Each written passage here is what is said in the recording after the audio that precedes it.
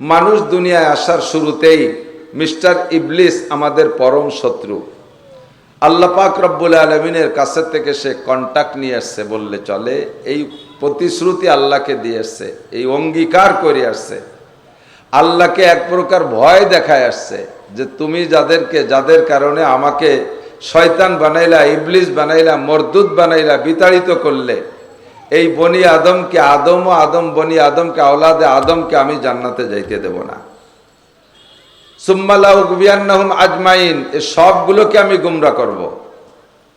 এরা যেই রাস্তা দিয়ে জান্নাতে যাইবে, সুম্মা লাকউদান্না লাহুম সিরাতাকাল মুস্তাকিম, এরা যেই বিশ্ব রোড দিয়ে সিরাতে মুস্তাকিম দিয়ে জান্নাতে যাইবে, ওই সিরাতে মুস্তাকিমের মাঝখানে আমি বসবো, বৈশা সবগুলোকে গুমরা করব, একটাকে ভেস্তে যাইতে দেব না। ইল্লা ইবাদাকাল মুখলাসিন, সকলের সাথে পারবো কিন্তু তোমার মুখলেস বান্দাদের সাথে পারবো না।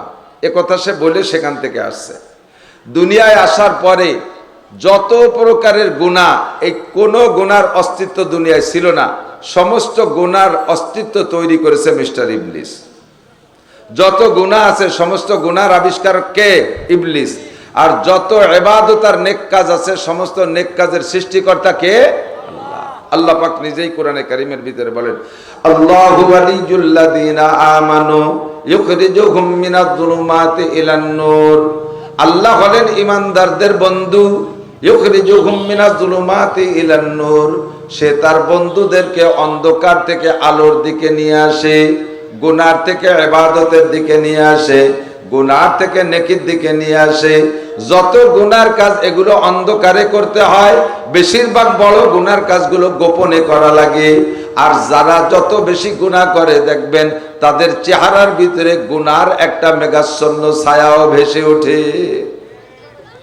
ওয়াল্লাযীনা কাফারু আউলিয়াউহুমুত তাগুত, আর যারা কাফের বেঈমান তাদের বন্ধু হলো তাগুত।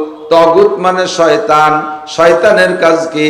ইউখরিজুনাহুম মিনান নূরে ইলা যুলুমাত, সে তার বন্ধুদেরকে আলোর থেকে অন্ধকারের দিকে নেয়, ভালোর থেকে মন্দর দিকে নেয়, ইবাদতের থেকে গুনার দিকে নেয়, ঈমানের থেকে কুফরির দিকে নেয়। যত প্রকার গুনাহ আছে সব গুনার আবিষ্কারক শয়তান। শয়তান যে গুনাহগুলো আবিষ্কার করেছে, এই গুনাহ দুই ভাগে বিভক্ত। কিছু গুনাহ দেখতে বড় আর কিছু গুনাহ দেখতে ছোট, বাকি সবই গুনাহ। একটু বোঝার জন্য, খেয়াল করার জন্য অনুরোধ করছি। গুনাহ মানে নাফরমানি, আল্লাহর হুকুমের খেলাফ করা। ছোট গুনাহ বলেন আর বড় গুনাহ বলেন, সব গুনাহই গুনাহ, আল্লাহর নাফরমানি। তো বড় গুনাহ এবং ছোট গুনাহ আরবিতে নাম রাখতে গিয়ে দুইটা নাম, কবিরা আর সগীরা। বড় গুনার নাম কবিরা গুনাহ, আর ছোট গুনার নাম সগীরা। সগীর মানে ছোট। কিন্তু কবিরা হোক আর সগীরা হোক, উভয়টাই আল্লাহর নাফরমানি। কাজেই বিচারের দিক দিয়ে দুইয়ে গুনার একই শাস্তি। একটা কবিরা গুনাহ করলে ৭,০০০ বছর জাহান্নাম। একটু বলবেন নাউজুবিল্লাহ। একটা কবিরা গুনাহ কয় হাজার বছর? ৭,০০০ বছর জাহান্নাম। ভয় পান নাই? ওই কত শুনলাম। শুনতে শুনতে গুনার ক্রিয়া নষ্ট হয়ে যায় তা না, শুনতে শুনতে গুনার ওজন হালকা হয়ে যায় তা না, শুনতে শুনতে গুনার শাস্তি মওকুফ হয়ে যায় তা না।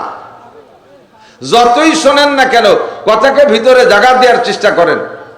একটা কবিরা গুনার সমান ৭,০০০ বছর জাহান্নাম। জাহান্নাম মানে আগুন। জাহান্নাম মানে ডাইরেক্ট আগুনের ভিতরে যাওয়ার পরে আরো রকমারি শাস্তি আছে। একটা গুনার কারণে ৭,০০০, তাই গুনাহটা কবিরা হোক আর তাই গুনাহটা সগীরা হোক, উভয় গুনার কারণেই ৭,০০০ বছর করে জাহান্নাম। একবার মিথ্যা কথা বলবেন, একটা কবিরা গুনাহ। একটা বিড়ি খাবেন, একটা কবিরা গুনাহ। একটা সিগারেট খাবেন, একটা কবিরা গুনাহ। একবার মদ খাবেন, একটা কবিরা গুনাহ। একবার গাঁজা খাবেন, একটা কবিরা গুনাহ। একটা গীবত করবেন, একটা কবিরা গুনাহ।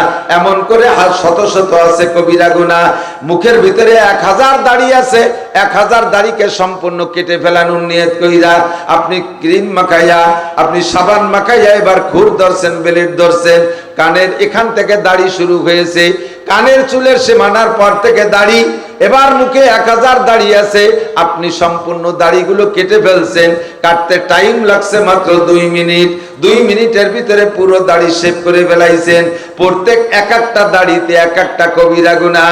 আপনার মুখে যদি 1000 দাড়ি থাকে, গুনাহ তো নাই কতগুলো দাড়ি, 1000 দাড়ি থাকলে মাত্র 2 মিনিটের ভিতরে আপনি 1000 কবিরা গুনাহ ইনকাম করেছেন।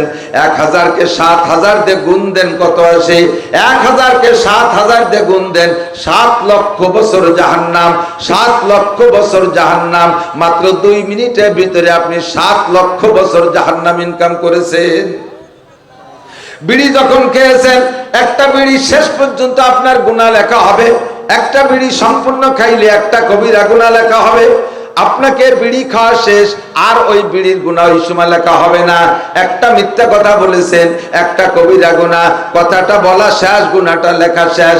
একবার জিনা করেছেন, জিনা যতক্ষণ করছেন ততক্ষণ গুনাহ, জিনা করা শেষ আপনার আমলনামায়, আর ওই জিনার গুনাহ ওই মুহূর্তে লেখা হবে না। বাকি আপনার দাড়ি কাটার গুনাহটা হলো, মুখের যতগুলো দাড়ি আছে কাটতে 2 মিনিট সময় লাগছে, তওবা করে দাড়ি রাখার সিদ্ধান্ত নিয়ত করার আগ পর্যন্ত, তওবা করে দাড়ি রাখার পাক্কা নিয়ত করার আগ পর্যন্ত প্রত্যেক 2 মিনিটে আপনার মুখের দাড়ি সংখ্যা পরিমাণ কবিরা গুনাহ রেগুলার ফেরেশতারা লিখতে আছে।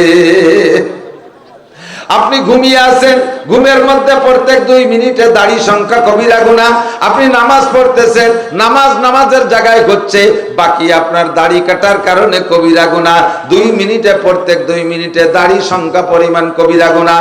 ঘুমিয়ে আছেন, তার মধ্যে কবিরা গুনাহ। খানা খাইতেছেন, দাড়ি কাটার গুনাহ লেখা হচ্ছে। কাবা ঘর তওয়াফ করতেছেন, তার মধ্যে দাড়ি কাটার গুনাহ লেখা হচ্ছে। হজ উমরা করতেছেন, দাড়ি কাটার গুনাহ লেখা হচ্ছে। ও দোস্ত, তিলাওয়াত করতেছেন, তিলাওয়াতের মধ্যে দাড়ি কাটার গুনাহ। দাড়ি কাটা অবস্থায় তাহাজ্জুদের নামাজ পড়তেছেন, তাও দাড়ি কাটার গুনাহ লেখা হচ্ছে।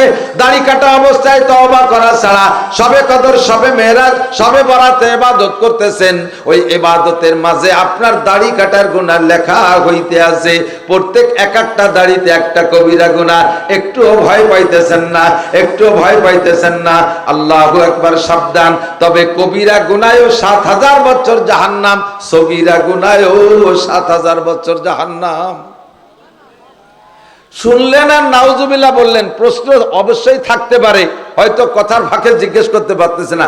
আপনার জিজ্ঞাসাটা আমিই করি।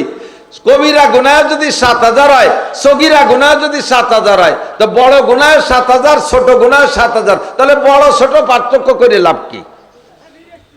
নাকি বলেন? প্রশ্নের জবাব হলো, 1 কেজি পায়খানা, 1 কেজি ময়লা পায়খানা, এটা পাক না না পাক? কথা কয় না। 1 কেজি পায়খানা পাক না না পাক? 1 তুলা পায়খানা তো না পাক না? ওদি সগীরে গু, হ্যাঁ, অনেকখানি কবিরে গু, সে না পাক। অল্প একটু পায়খানা তো না পাক না? তাহলে এটাও যেমন না পাক, ওটাও ওই রকম না পাক, একটু বেশ কম না। খেয়াল করেন, 4 হাত লম্বা একটা কেউটো সাপ, কামড় দিলে মানুষ মরে। সাপে কাটা মানুষ মরতে দেখছেন কিনা? সাপে কাটছে মানুষ মারা গেছে, শুনছেন না, দেখছেন না? সাপে কাটলে মানুষ মরে। 4 হাত লম্বা একটা কেউটো সাপে কামড় দিছে, মানুষ মরছে। 1 বিঘেতে একটা কেউটো সাপে কামড়ালি তো মরে না? ওদি সগীরে সাপ। কবিরে সাপে কামড়াইলেও মরে, এবং মরতে যে টাইম লাগে, সগীরে সাপে কামড়াইলেও মরে, এবং একই টাইমে মারা যায়। এটা যেমন বাস্তব, ও দোস্ত, কবিরা আর সগীরা গুনাহ, কবিরা গুনাহ 7000 বছর জাহান্নাম, সগীরা গুনাহ 7000 বছর জাহান্নাম। আল্লাহর এই ফয়সালা, এই সিদ্ধান্ত একটু ভুল না। কতক্ষণ? তবে আল্লাহ পাক সুযোগ করে দিয়েছেন। এদিক তাকান, আল্লাহ পাক বলেন, হে বান্দা, ইনতাজতানিবু কাবাইরা মা তুনহাউনা আনহু, তোমার দায়িত্ব দিলাম কবিরা গুনাহ। এই কবিরা গুনাহগুলোর থেকে তুমি বাঁচার চেষ্টা করো। নুকাফির আনকুম সাইয়্যাতিকুম, সগীরা গুনার দায়িত্ব আমি আল্লাহ নিলাম। সগীরা গুনাহগুলো আমি আল্লাহ ক্ষমা করে দেব। এর জন্য তওবা করা লাগবে না, এর জন্য আস্তাগফিরুল্লাহ পড়া লাগবে না, এর জন্য কান্নাকাটি করা লাগবে না। সগীরা গুনার দায়িত্ব আমি নিলাম। যদি তুমি কবিরা গুনাহ থেকে বাঁচতে পারো, নুকাফির আনকুম সাইয়্যাতিকুম, তাহলেই তোমার সগীরা গুনাহ আমি মাফ করে দেব। তুমি অ্যাভেলেবেল কবিরা গুনাহ করতে থাকবা আর আমি সগীরা গুনাহ মাফ করব, এইটা আমার সিদ্ধান্ত নয়। তুমি যদি কবিরা গুনাহ থেকে বেঁচে থাকতে পারো, নুকাফির আনকুম সাইয়্যাতিকুম, তোমার সমস্ত সগীরা গুনাহ আমি ক্ষমা করে দেব। আল্লাহ একেবারে মাংনা ফ্রি ক্ষমা করে দিবা? কয় না, একেবারে ফ্রি না, কিছু একটু লাগবে। কয় কি লাগবে? আল্লাহ কয় ওয়া আকিমিস সালাতা তরাফাইন নাহার ওয়া যুলাফাম মিনাল লাইল ইন্নাল হাসানাতি ইউযহিবনাস সাইয়্যাত। দিনে রাতে 5 ওয়াক্ত নামাজ পড়বা, আমার দিক, দিনে রাতে 5 ওয়াক্ত নামাজ পড়বা। আকিমিস সালাতা তরাফাইন নাহারি ওয়া যুলাফাম মিনাল লাইল, এই আয়াতের মাধ্যমে 5 ওয়াক্ত নামাজের কথা এসেছে। 5 ওয়াক্ত নামাজ যেই ব্যক্তি পড়বে, আল্লাহ কয় ইন্নাল হাসানাত, নেক আমলের ভিতরে সর্বসেরা নেক আমল খামসু সালাওয়াত, 5 ওয়াক্ত নামাজ। আর প্রত্যেকটা নেক আমলের স্বভাব হলো গুনাহকে খাইয়া দেয়, গুনাহকে ধ্বংস করে দেয়।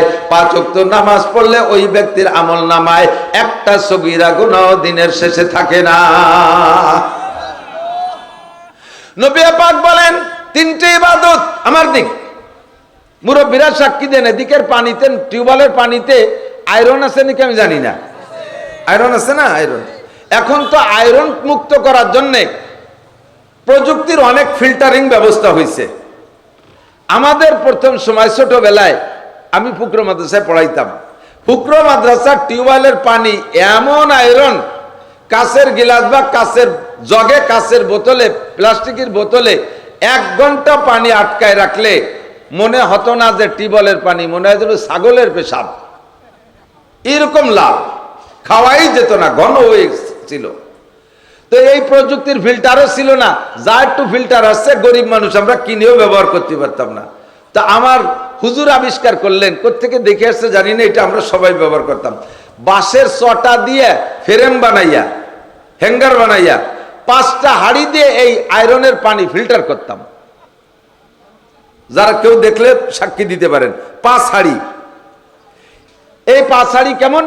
প্রথম একটা হাঁড়ি ভরে টিউবওয়েলের ওই আয়রনওয়ালা পানি উপর থাকে, ওর 5টা ছিদ্র করে 2 নম্বর তাকে আর একটা হাঁড়ি, তার ভিতরে বালু, বালুওয়ালা হাঁড়িরও 5টা ছিদ্র করে একটু নেকড়া ভরে দেওয়া হতো, ফুটাই ফুটাই পড়তো, কলকলায় পড়লি পর আবার সেরি পারে না।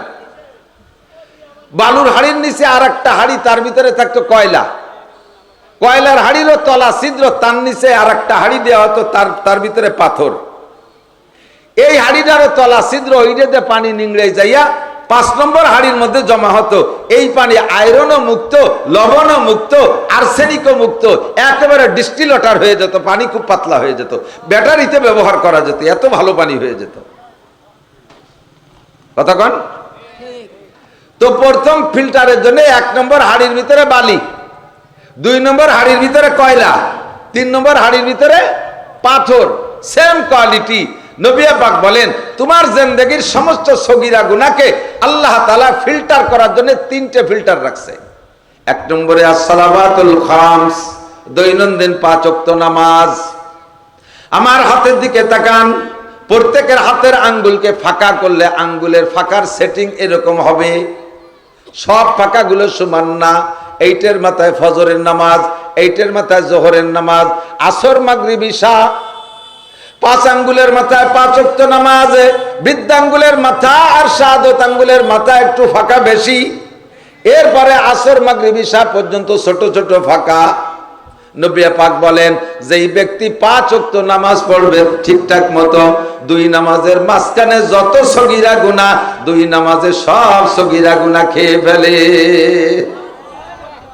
ফজর থেকে জোহর অবশ্যই চলার পথে সগীরা গুনাহ হবে, জোহর থেকে আসর সগীরা গুনাহ হবে, আসর থেকে মাগরিব সগীরা গুনাহ হবে, মাগরিব থেকে ঈশা সগীরা গুনাহ হবে। এইটার মাথায় যদি ফজর হয় আর এইটার মাথায় যদি ঈশা হয়, এবার ঈশার থেকে সারা রাতের একটা লম্বা গ্যাপ, সারা রাতের লম্বা গ্যাপ, এই পাশের গ্যাপের চাইতে এই গ্যাপটা বড়। 5 ওয়াক্ত নামাজের মাঝখানে এই গ্যাপে গ্যাপে যত সগীরা গুনাহ হবে, 1 নম্বরে বালির ফিল্টার, তোমার সব সগীরা গুনাহ সাফ। 2 নম্বর ফিল্টার ওয়াল জুমুআতু ইলাল জুমুআহ, গত জুমায় নামাজ পড়েছেন, আবার আগামী জুমায় নামাজ পড়বো ইনশাআল্লাহ, আল্লাহ বাঁচায় রাখলে জুমার নামাজ পড়বো তো।